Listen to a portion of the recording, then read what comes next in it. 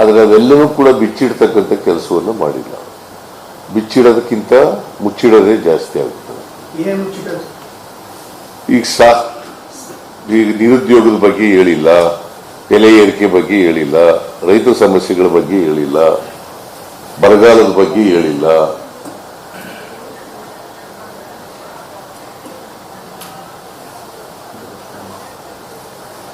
ಸಾಲ ಎಷ್ಟು ಮಾಡಿದೀವಿ ಅಂತ ಹೇಳಿಲ್ಲ, ಒಟ್ಟು ಸಾಲ ಎಷ್ಟಾಗಿದೆ ಅಂತ ಹೇಳಿಲ್ಲ.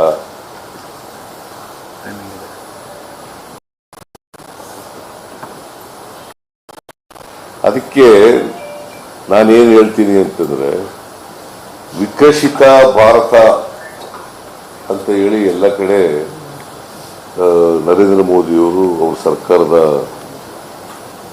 ಸಾಧನೆಗಳು ಅಂತೇಳಿ ಪ್ರಚಾರ ಮಾಡ್ತಾ ಇದ್ದಾರೆ. ಅವರ ಅಧಿಕಾರಿಗಳನ್ನು ಕಳಿಸಿ ವಿಕಸಿತ ಭಾರತ, ಈ ಬಜೆಟ್ ಕೂಡ ವಿಕಸಿತ ಬಜೆಟ್ ಅಂತ ಹೇಳ್ತಾರೆ. ವಿಕಸಿತ ಬಜೆಟ್ ನನ್ನ ಪ್ರಕಾರ ಇದು ವಿಕಸಿತ ಬಜೆಟ್ ಅಲ್ಲ, ವಿನಾಶಕಾರಿ. ವಿಕಸಿತ ಭಾರತ ಅಲ್ಲ, ವಿನಾಶಕಾರಿ ಭಾರತ ಮಾಡತಕ್ಕಂಥ ಬಜೆಟ್. ವಿಕಸಿತ ಭಾರತ ಮಾಡಲ್ಲ, ವಿನಾಶಕಾರಿ ಭಾರತ ಮಾಡತಕ್ಕಂಥ ಬಜೆಟ್. ಆಮೇಲೆ ಇನ್ನೊಂದು ಏನು ಹೇಳ್ತಾರೆ ಅಂತಂದ್ರೆ, ಬಡವರು, ಮಹಿಳೆಯರು, ಯುವಕರು, ರೈತರನ್ನು ಇವ್ರ ಮೇಲೆ ನಂಬಿಕೆ ಇಟ್ಕೊಂಡಿದ್ದೀವಿ ಅಂತ ಹೇಳ್ತಾರೆ. ಬಡವರು, ಮಹಿಳೆಯರು, ಯುವಕರು ಮತ್ತೆ ರೈತರು ಅಂತ. ಅದಕ್ಕೋಸ್ಕರವಾಗಿ ಇವರ ಎಲ್ಲ ವಿಕಾಸ, ಅದಕ್ಕೋಸ್ಕರ ವಿಕಸಿತ ಆಗ್ತಕ್ಕಂಥ ಭಾರತ ಮಾಡ್ತಾ ಇದ್ದೀವಿ ಅಂತ ಹೇಳ್ತಾರೆ.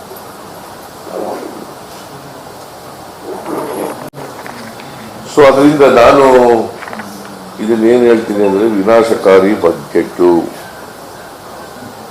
ಅಂತ ಹೇಳಲಿಕ್ಕೆ ಬಯಸ್ತಾ ಇದ್ದೇನೆ. As A matter of fact, ನಾವು ನಿಜವಾಗಿ ರೈತರು, ಮಹಿಳೆಯರು, ಯುವಕರು, ಬಡವರಿಗೆ ಕಾರ್ಯಕ್ರಮಗಳನ್ನು ಕೊಟ್ಟಿರ್ತಕ್ಕಂಥ. ಈಗ ಅನ್ನಭಾಗ್ಯ ಕಾರ್ಯಕ್ರಮ ಕೊಟ್ಟಿದ್ದೀವಿ ಬಡವರಿಗೆ,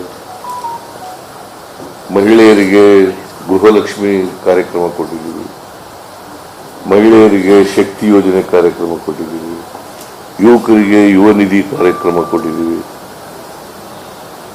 ರೈತರಿಗೆ ಕೃಷಿ ಭಾಗ್ಯ ಕಾರ್ಯಕ್ರಮ ಕೊಟ್ಟಿದ್ದೀವಿ.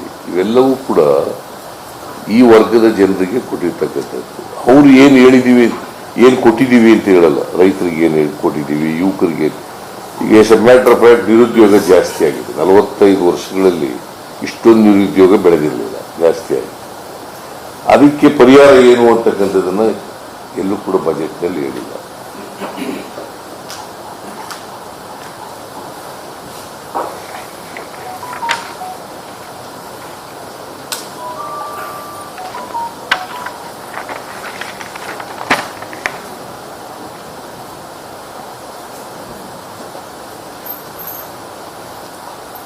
ಆಮೇಲೆ MSPಗೆ ಮಿನಿಮಮ್ ಸಪೋರ್ಟ್ ಪ್ರೈಸ್ ಇದೆಯಲ್ಲ, ಕೆಲವೇ ಬೆಳೆಗಳನ್ನು ಮಾತ್ರ ಸೇರಿಸಿದ್ದಾರೆ.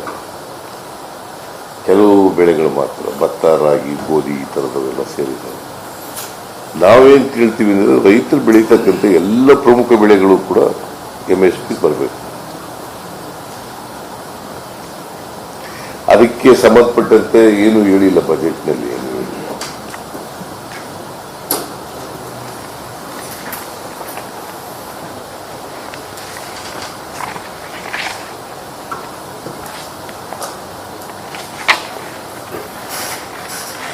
ನಿರ್ಮಲಾ ಸೀತಾರಾಮನ್ ಅವರು, ಇದು ಬಹುಶಃ ಅವರು ಫೈನಾನ್ಸ್ ಮಿನಿಸ್ಟರ್ ಆಗಿ 6ನೇ ಬಜೆಟ್ ಅಂತ ಅನ್ಕೊಂಡಿದ್ದೀನಿ ನಾನು. 6th budget. ಸೊ ತೆರಿಗೆಯನ್ನು ಕೂಡ ಶ್ರೀಮಂತರ ಮೇಲೆ ಕಾರ್ಪೊರೇಟ್ ಬಾಡಿಗಳಿದ್ದಾವಲ್ಲ, ಇಂಡಸ್ಟ್ರಿಯಲಿಸ್ಟು ಕಾರ್ಪೊರೇಟ್ ಬಾಡಿಗಳು 30% 22% ಗಳಿಸಿದೀವಿ ಅಂತ ಹೇಳ್ತಾರೆ. ಆದರೆ ಬಡವರು ಕೊಡ್ತಕ್ಕಂಥ ತೆರಿಗೆ ಜಾಸ್ತಿ ಆಗಿದೆ.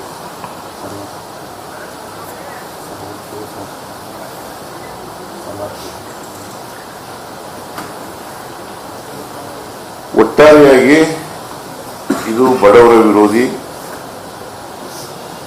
ರೈತರ ವಿರೋಧಿ, ಸಾಮಾನ್ಯ ಜನರ ವಿರೋಧಿ, ದಲಿತರು, ಹಿಂದುಳಿದವರು, ಅಲ್ಪಸಂಖ್ಯಾತರ ವಿರೋಧಿ ಬಜೆಟ್. ಅತ್ಯಂತ ನಿರಾಶಾದಾಯಕವಾದಂಥ ಬಜೆಟ್. ನಾನು ಈ ಬಜೆಟ್ ಮೇಲೆ ಹೆಚ್ಚು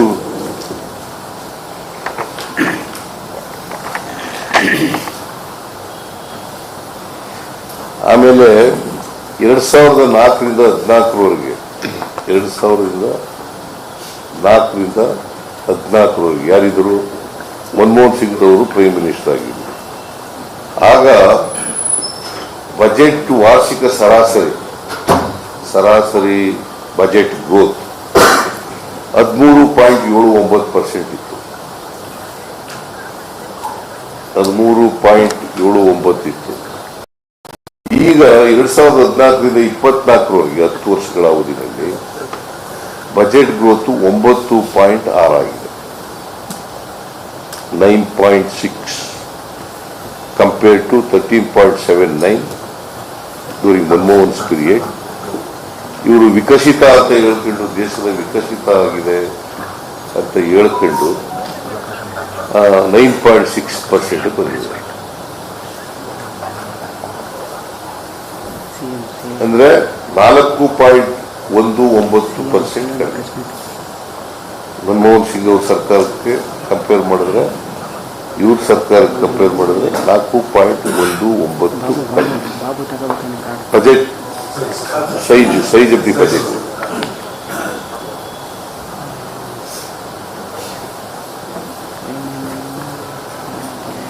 ಆಮೇಲೆ GDP ಬೆಳವಣಿಗೆನೂ ಕೂಡ UPA ಸರ್ಕಾರದಲ್ಲಿ 11.14 ಇತ್ತು GDP ಬೆಳವಣಿಗೆ, ಗ್ರಾಸ್ ಡೊಮೆಸ್ಟಿಕ್ ಪ್ರಾಡಕ್ಟ್. ಅದು UPA ಕಾಲದಲ್ಲಿ 0.14. ಈಗ NDA ಕಾಲದಲ್ಲಿ 6.5.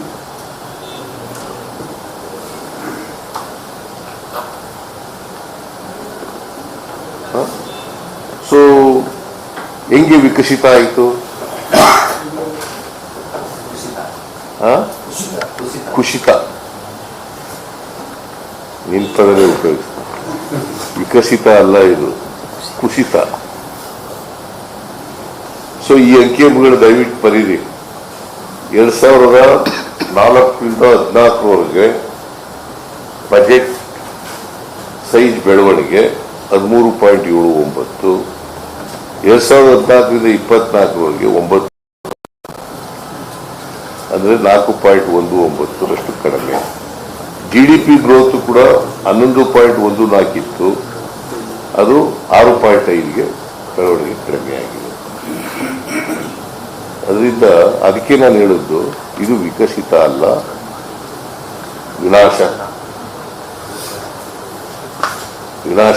ವಿನಾಶಕಾರಕ ಭಾರತ ಅಂತ. ಓಕೆ, ನಾನು ಜಾಸ್ತಿ ಮಾತಾಡಕ್ ಹೋಗಲ್ಲ. ಈಗ ಇನ್ನೂ ಎಲ್ಲ ಡೀಟೇಲ್ಸ್ ಎಲ್ಲ ನೋಡಿದ್ಮೇಲೆ ಹೇಳ್ತೀನಿ ನಾನು.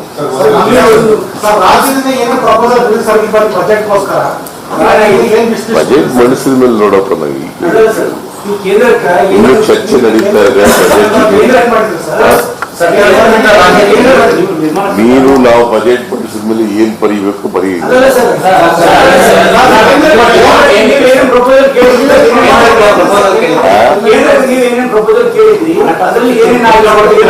ಯಾವ ಪ್ರಪೋಸಲ್ ನಾವು ಏನು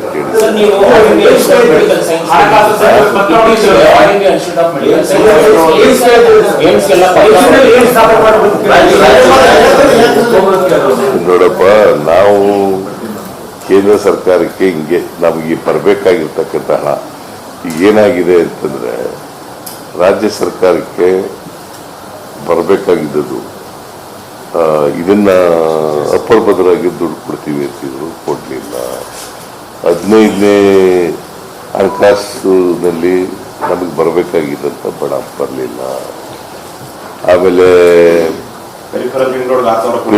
ರಿಂಗ್ ರೋಡ್ಗೆ 6,000 ಕೊಡ್ತೀವಿ ಅಂತಂದ್ರು, ಅದು ಬರಲಿಲ್ಲ. 5,495 ಕೋಟಿ ರೂಪಾಯಿ ನಾವು ಕೊಡ್ತೀವಿ ಅಂತ ಇಂಟ್ರೀಮ್ ಬಜೆಟ್ನಲ್ಲಿ ಹೇಳಿದ್ರು, ಅದನ್ನು ಕೊಡಲಿಲ್ಲ. ಅಲ್ಲ, ಇಂಟ್ರೀಮ್ ರಿಪೋರ್ಟ್ನಲ್ಲಿ ಹೇಳಿದ್ರು, ಅದು. ಈಗ ಬರಗಾಲ ಬಂದಿದೆ, 4 ತಿಂಗಳಾಯ್ತು ಬಂದು, ಸೆಂಟ್ರಲ್ ಟೀಮ್ ಬಂದು ಹೋಗಿ ಸೆಪ್ಟೆಂಬರ್ 23ನೇ ತಾರೀಕು ಬಂದು ಹೋದ್ದು. ನಾವು ಮೆಮೊರಾಂಡಮ್ ಎಲ್ಲ ಕೊಟ್ಟು ಅವರು ರಿಪೋರ್ಟ್ ಎಲ್ಲ ಕೊಟ್ಟರು. ಇವತ್ತವರೆಗೆ ಒಂದು ಪೈಸೆನೂ ಬಂದಿಲ್ಲ. ಇವೆಲ್ಲ ಕೊಡಿ ಅಂತ ಕೇಳಿದ್ವಲ್ಲ ಕೇಂದ್ರ ಸರ್ಕಾರಕ್ಕೆ. ದಕ್ಷಿಣ ಭಾರತದ ರಾಜ್ಯಗಳಿಗೆ ಅನ್ಯಾಯ ಆಗ್ತಾ ಇದೆ ಕೇಂದ್ರದಿಂದ. ಇದೇ ರೀತಿ ಮುಂದುವರೆದ್ರೆ ಪ್ರತ್ಯೇಕ ರಾಷ್ಟ್ರ ಕೇಳದ ಪರಿಸ್ಥಿತಿ ನಿರ್ಮಾಣ ಆಗುತ್ತೆ ಅಂತ ನಿಮ್ಮ ಪಕ್ಷ ಸಂಸದ ಸುರೇಶ್ ಹೇಳಿದರು. ಯಾರು? ಸುರೇಶ್ ಹೇಳಿದ್ದಾರೆ. ಆ ಥರ ಎಲ್ಲ ದೇಶ ಕೇಳಕ್ಕೆ ಬೇರೆ, ದಕ್ಷಿಣ ಭಾರತ ಬೇರೆ ಮಾಡಿದ್ದ ಉತ್ತರ ಭಾರತ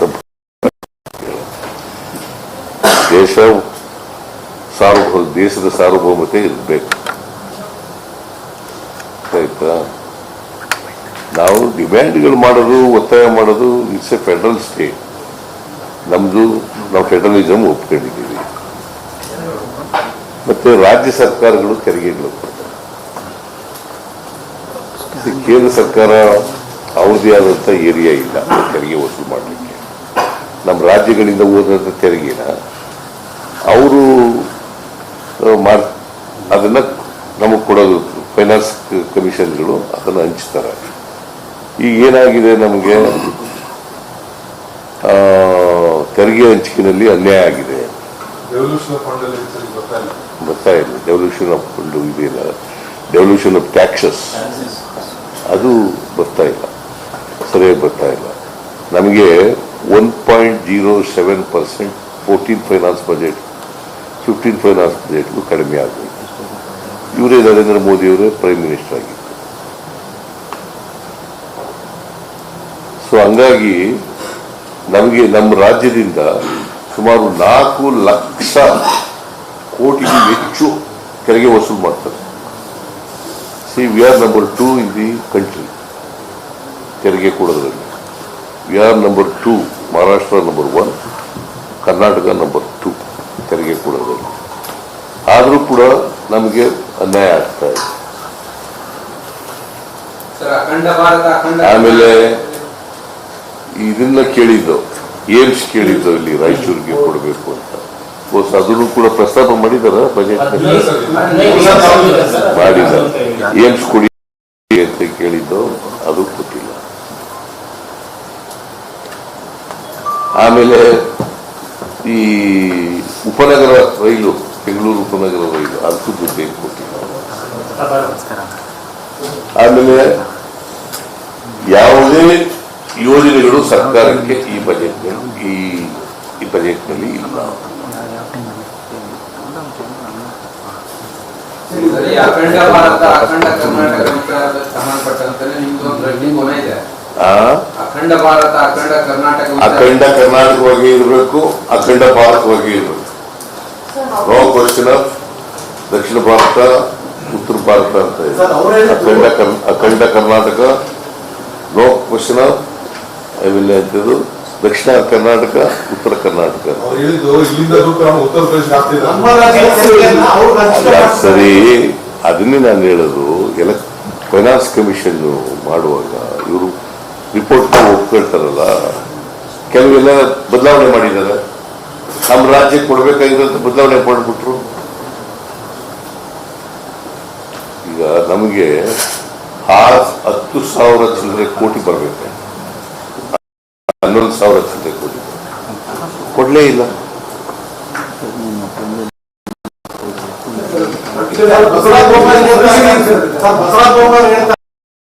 ಹಿಂದಿನ ಸರ್ಕಾರದಲ್ಲಿ 15 ಫೈನಾನ್ಸ್ ಕಮಿಷನ್ ಸರಿಯಾಗಿ ಅದನ್ನ ಪ್ರೆಸೆಂಟ್ ಮಾಡಲಿಲ್ಲ, ಹಂಗಾಗಿ 1.2% ಲಾಸ್ ಆಗೋಕ್ಕೆ ಅವರೇ ಕಾರಣ ಅಂತ ಹೇಳ್ತಾರೆ. ಆಯ್ತಪ್ಪ, ಇವ್ರು ಸರಿಪಡಿಸೋಲ್ಲ, ನಾವು ಸರಿ ರೆಪ್ರೆಸೆಂಟ್ ಮಾಡಲಿಲ್ಲ. ಇವರು ರಾಜ್ಯ, ಇವ್ರದೇ ಸರ್ಕಾರ ಇತ್ತಲ್ಲ, ತಕ್ಕ ಬರೋದು ಜಾಸ್ತಿಯಾಗಿ. ನಿಮ್ಮ ಅವಧಿ ಅಲ್ಲ ಸುಮ್ಮನೆ ಏನೋ ರಾಜಕೀಯವಾಗಿ ಹೇಳ್ತಾ ಇದ್ದಾರೆ, ನಾವು ಎಫೆಕ್ಟಿವ್ ಆಗಿ ಪ್ರೆಸೆಂಟ್ ಮಾಡದೇ ಹೋಗಿದ್ರೆ 5,495 ಕೋಟಿ ಕೊಡ್ತೀವಿ ಅಂತ ಹೇಳ್ತಿದ್ರ ಇಂಟ್ರಿಮ್ ರಿಪೋರ್ಟ್ನಲ್ಲಿ. ಅದು ಕೊಟ್ಟಂದ್ರೆ ಕೊಟ್ರ ಅದ ಇವ್ರು ಕೇಳಿದ್ರ? ಬಸವರಾಜ ಬೊಮ್ಮಾಯಿ ಚೀಫ್ ಮಿನಿಸ್ಟರ್ ಆಗಿದ್ದಾಗ ಕೊಟ್ಟು ಕೇಳಿದ್ರೇನ್ರಿ? 6,000 ಕೋಟಿ ಪೆರಿಫೆರಲ್ ರಿಂಗ್ ರೋಡ್ ಕೊಡ್ತೀವಿ ಅಂತ ಕೊಟ್ರ? ಮತ್ತೆ ಅದಕ್ಕೇನ್ ಮಾಡ್ತಿದ್ರು ಬಸವರಾಜ ಬೊಮ್ಮಾಯಿ? ಹೇಳಪ್ಪ, ನೀನೇ ಹೇಳು ತಮ್ಮ.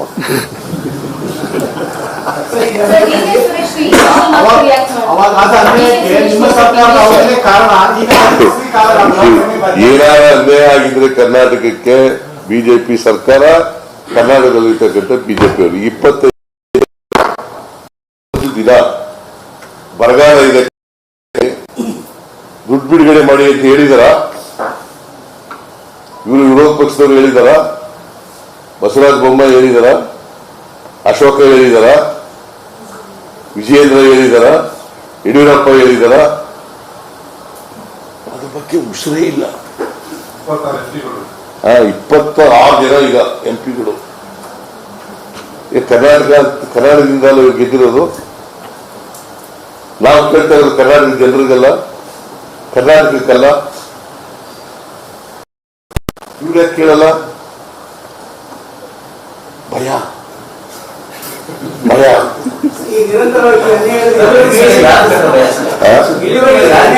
ನರೇಂದ್ರ ಮೋದಿ ಅವ್ರು ಕೇಳಿದ್ರು ಭಯ, ಅಮಿತ್ ಶಾ ಕೇಳಿದ್ರು ಭಯ. ಯಾರು ಗೊತ್ತಿಲ್ಲಪ್ಪ, ಅದು ಕೇಳಿ ನೋಡು ಅವ್ರಿಗೆ. ಅಲ್ಲವ್ರು ಯಾಕೆ ಕೇಳಲ್ಲ? ಒಂದಿನ ಆದ್ರೂ ಪಾರ್ಲಿಮೆಂಟ್ ನಲ್ಲಿ ಕರ್ನಾಟಕ ಸಹಾಯ ಮಾಡಿ ಅಂತ ಕೇಳಿದಾರ? ಹೇಳಿ ನೋಡಿ. ಮಿನಿಸ್ಟರ್ ಇದ್ದಾರೆ, ಪ್ರಹ್ಲಾದ್ ಜೋಶಿ ಇದ್ದಾರೆ. ಯಾರು ಅಮಿತ್ ಶಾ ಜೊತೆ, ನರೇಂದ್ರ ಮೋದಿ ಜೊತೆ ಮಾತಾಡಕ್ಕೆ ಭಯ ಇದೆ, ಬಾಕಿ ಹೇಳಲ್ಲ ಇವರು. ಈಗ ನಾನು ಹೋಗಿದ್ದೆ, ನರೇಂದ್ರ ಮೋದಿ ಡಿಸೆಂಬರ್ ತಿಂಗಳಲ್ಲಿ ಭೇಟಿ ಮಾಡಿದ್ದೆ. 20ನೇ ತಾರೀಕು ಇರಬೇಕು ಅನ್ನೋ ಕಾಣಿಸುತ್ತೆ, ಡಿಸೆಂಬರ್ 20. ನರೇಂದ್ರ ಮೋದಿ ಅವ್ರನ್ನ ಭೇಟಿ ಮಾಡಿದೆ, ಅಮಿತ್ ಶಾ ಭೇಟಿ ಮಾಡಿ, ನಾನು ಕೃಷ್ಣ ಬೈರೇಗೌಡ ಇಬ್ರು ಭೇಟಿ ಮಾಡಿದ್ದೆ. ಮಾಡಿದಾಗ ಇವರು ಅಮಿತ್ ಶಾ ಹೇಳಿದ್ರು 23ನೇ ತಾರೀಕು ಮೀಟಿಂಗ್ ಕರೆದ್ಬಿಟ್ಟು ನಾನು ಬರಗಾಲದ ಬಗ್ಗೆ ಚರ್ಚೆ ಮಾಡಿ ನಿಮಗೆ ದುಡ್ಡು ಬಿಡುಗಡೆ ಮಾಡ್ತೀನಿ ಅಂತ ಹೇಳಿದ್ರು. ಇವತ್ತಿನವರೆಗೆ ಮೀಟಿಂಗೇ ಮಾಡಲಿಲ್ಲ, ಇವತ್ತಿನವರೆಗೂ ಬಿಡಿಗಾಸು ಕೊಟ್ಟಿಲ್ಲ. ನೀವೇ ಹೇಳಿಯಪ್ಪ. ನೀವು ಕರ್ನಾಟಕದವರು, ನೀವೆಲ್ಲ ಕರ್ನಾಟಕದವ್ರು, ನಾನು ಕರ್ನಾಟಕದವನ. ಹೇಳಿ, ಕರ್ನಾಟಕಕ್ಕೆ ಇಷ್ಟೊಂದು ಅನ್ಯಾಯ ಮಾಡೋದ? ಯಾರು? ಇನ್ನೇನಂತ ಕರಿಬೇಕು ಇದಕ್ಕೆ? ಮಲತಾಯಿ ಧೋರಣೆ. ಕರ್ನಾಟಕದ ಬಗ್ಗೆ ಮಲತಾಯಿ ಧೋರಣೆ.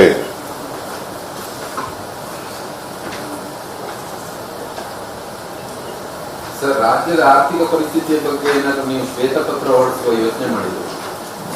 ನಾವು ಆ ಥರ ಯೋಚನೆ ಮಾಡಿಲ್ಲ, ಇನ್ನೂ ಚರ್ಚೆ ಮಾಡ್ತಾ ಇದ್ದೀವಿ. ಬಜೆಟ್ 14ನೇ ತಾರೀಕಿಗೆ ಚರ್ಚೆ ಮಾಡ್ತಾ ಇದ್ದೀವಿ, ನೋಡೋಣ. ಶ್ವೇತಪತ್ರ ಹೊರಡಿಸುವಂತ ಉದ್ದೇಶ ಶ್ವೇತಪತ್ರ ಹೊರಡಿಸಿದ ಬಿಜೆಪಿ ಡಿಮ್ಯಾಂಡ್ ಮಾಡ್ತಿದ್ದಾರೆ ಕಳೆದ ಹಲವಾರು ದಿನಗಳಿಂದ. ಅಲ್ಲ, ಅವರು ಈ ಡಿಮ್ಯಾಂಡ್ ಮಾಡ್ತಾ ಇಲ್ಲ, ನೀವೇ ಮಾಡ್ತಾರೆ. ಬಜೆಟ್ಗೆ ಶ್ವೇತಪತ್ರ ಹಾಕ್ಬೇಡ್ರಿ. Budget itself is a white paper. ಬಜೆಟ್ನಲ್ಲಿ ಎಲ್ಲವೂ ಮುಚ್ಕೊಳಕ್ಕಾಗತ್ತಾ? ಎಲ್ಲರೂ ತೆರೆದು ಇಡ್ತೀವಲ್ಲಪ್ಪ. ಹಣಕಾಸಿನ ಪರಿಸ್ಥಿತಿ ಎಷ್ಟಿದೆ, ಎಷ್ಟು ರೆವಿನ್ಯೂ ರಿಸಿಪ್ಟ್ ಎಷ್ಟು, ಎಕ್ಸ್ಪೆಂಡಿಚರ್ ಎಷ್ಟು, ಅದರಲ್ಲಿ ಯಾವ್ಯಾವ ಭಾಗದಿಂದ ಓನ್ ಟ್ಯಾಕ್ಸಸ್ ಎಷ್ಟು, ಕೇಂದ್ರದಿಂದ ಬರೋದು ಎಷ್ಟು, ನಾನ್ ಟ್ಯಾಕ್ಸ್ ರೆವಿನ್ಯೂ ಎಷ್ಟು, ಕ್ಯಾಪಿಟಲ್ ರಿಸೀಟ್ಸ್ ಎಷ್ಟು, ಸಾಲ ತಗೊಳ್ಳೋದು ಎಷ್ಟು, ಎಲ್ಲ ಹೇಳ್ತೀವಲ್ಲ.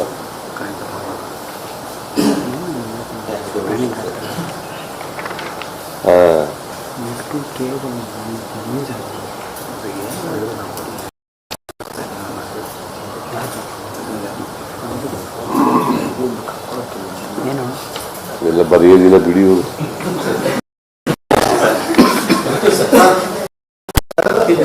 ಎಲ್ಲೂ ಬರೆಯಲ್ಲ. ಬಜೆಟ್ ಮೇಲೆ ನೀವು ಬರೀತೀರಿಲ್ರಿ, ನನಗೇನು ಗೊತ್ತಿಲ್ಲ. ವರ್ಷ ಆಯ್ತು ನಾನು ಫೈನಾನ್ಸ್ ಮಿನಿಸ್ಟರ್. ಎಷ್ಟು ಬಜೆಟ್ಗಳು, ಕೇಂದ್ರದ ಬಜೆಟ್ಗಳ ಮೇಲೆ ರಿಯಾಕ್ಷನ್ ಕೊಟ್ಟಿದ್ದೀನಿ. ಬರೆಯಲ್ಲ, ಗೊತ್ತಿಲ್ಲ ಅದೇನು ಕೊಟ್ಟು ತೋರಿಸಿದ್ರು.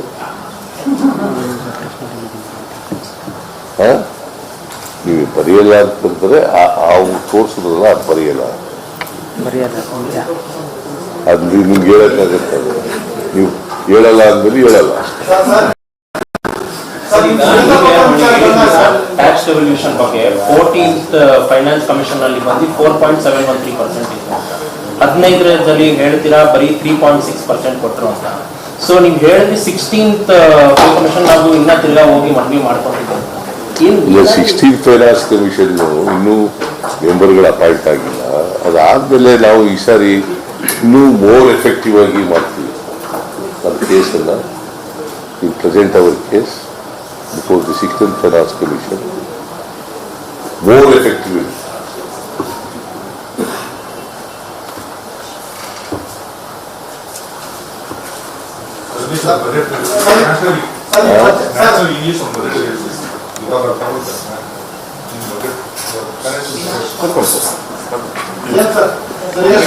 ಕೇಂದ್ರದಿಂದ ಬೇರೆ ಬೇರೆ ಹೆಣ್ಗಳಲ್ಲಿ ಅಮೌಂಟ್ ಅನುದಾನ ಕಡಿಮೆ ಆಗಿರೋ ಕಾರಣಕ್ಕೋಸ್ಕರ ರಾಜ್ಯ ಸರ್ಕಾರ ಬಜೆಟ್ ಮೇಲೆ ಎಫೆಕ್ಟ್ ಆಗಿದೆ ಸರ್.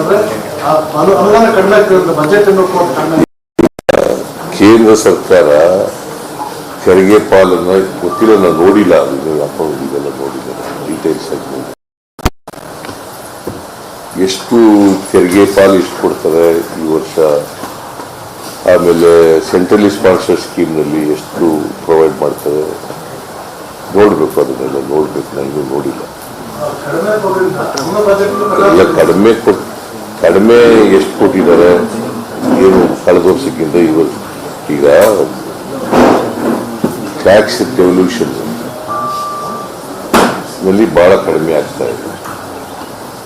ಆಮೇಲೆ ಸೆಂಟ್ರಲಿ ಸ್ಪಾನ್ಸರ್ ಸ್ಕೀಮ್ನಲ್ಲೂ ಕೂಡ ಹಿಂದೆ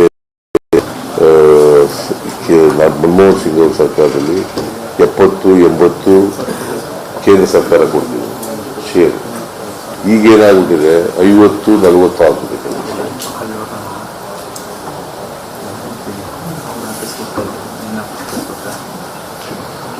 So the budget presented by Mrs. Nirmala Sitaram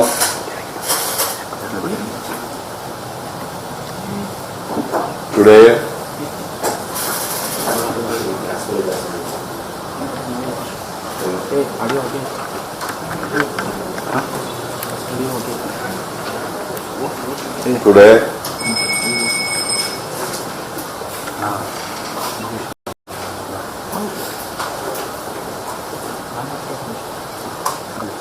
is interim budget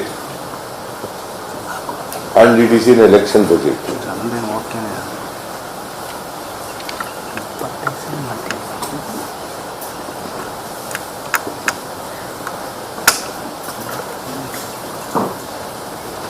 This is most disappointing budget.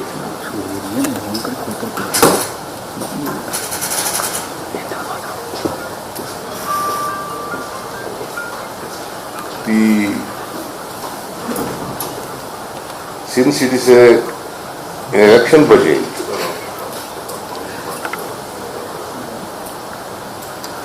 new projects and new programs are not mentioned in this budget. Karnataka is not getting any new project this year. This is the next topic. Financial year, that is 24-25.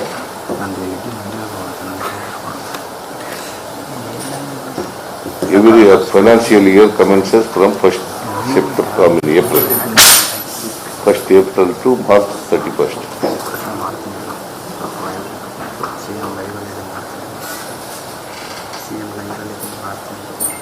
The budget's size is 47 lakh and odd. in the last, this year's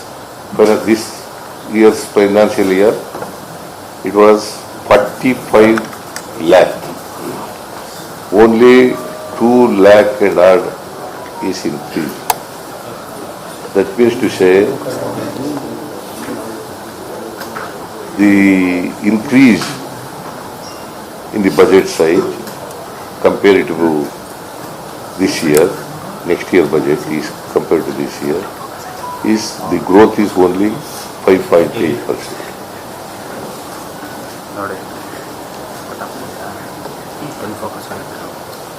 This budget has not addressed the real problems of the people, particularly price rise, unemployment problem, farmers problem, and the problems of the poor people.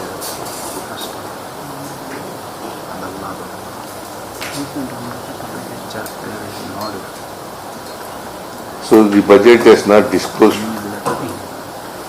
all these issues. That is why I said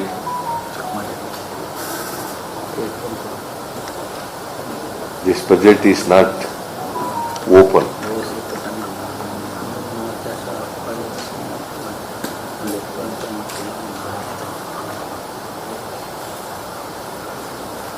So since I have not gone through the entire budget in detail, I do not want to discuss all the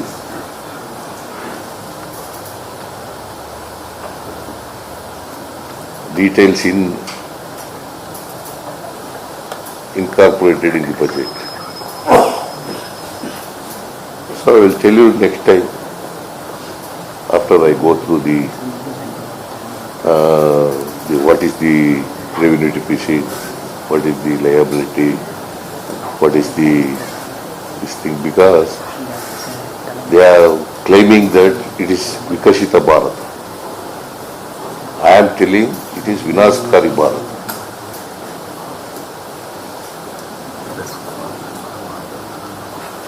Vikashita Agila.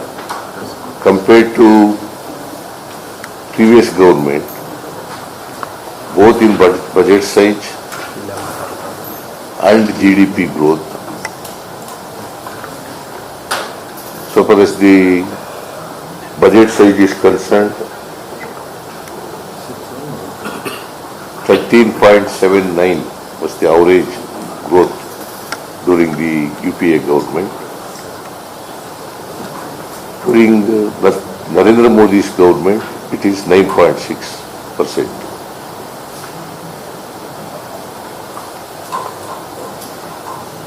That means to say,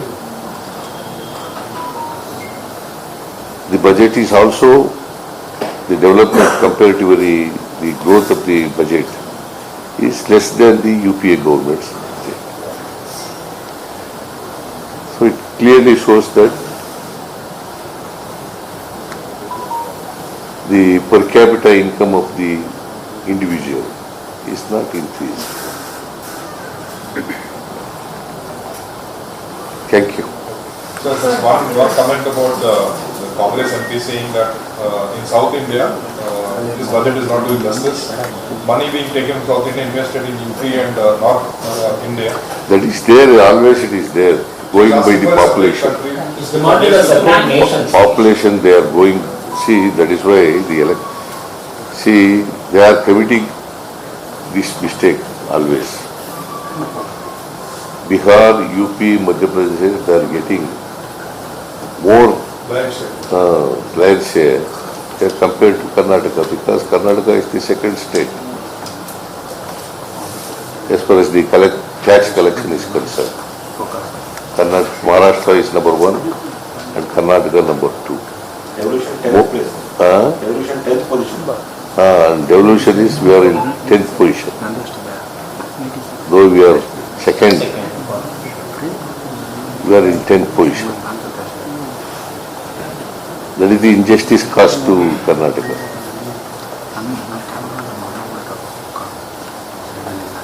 See, they go by the population. Okay. So, but it's demanding a separate nation, right? No, I don't need that. Sir Shivaram ಅವರು ಮಾಜಿ ಸಚಿವರು See, the nation should remain united.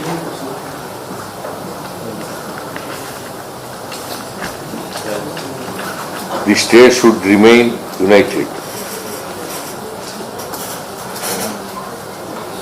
Sir ಮಾಜಿ ಸಚಿವ ಶಿವರಾಮ್ ಅವರು ಹಿಂದಿನ ಸರ್ಕಾರ 40% allegation ಮಾಡಿ ನಮ್ಮ ಸರ್ಕಾರದಲ್ಲಿ ಅದಕ್ಕಿಂತ ಜಾಸ್ತಿ ಇದೆ ಕಮಿಷನ್ ಅಂತ ಆರೋಪ ಮಾಡಿದ್ದಾರೆ ಸರ್. ಯಾರು ಬಿ ಶಿವರಾಮ್ ಅವರು ಯಾರು ಹಾಸನದ ಮಾಜಿ ಸಚಿವರು. ಅವರಿಗೆ ಟಿಕೆಟ್ ಅಂತ ಗೊತ್ತಿಲ್ಲಪ್ಪ ನನಗೆ ಯಾವುದು ಇಂಡಿವಿಜುವಲ್ ಆಗಿ ಅವರೆಲ್ಲ ಕೇಳ್ತಾರೆ. ಈಗ ಯತ್ನಾಳು ಎಷ್ಟೋ ಕೋಟಿ ಲಕ್ಷ ಕೊಟ್ಟು ಬರೀನೇ ಇಲ್ಲ ನೀನು ಜಾಸ್ತಿ ಆಗಿ.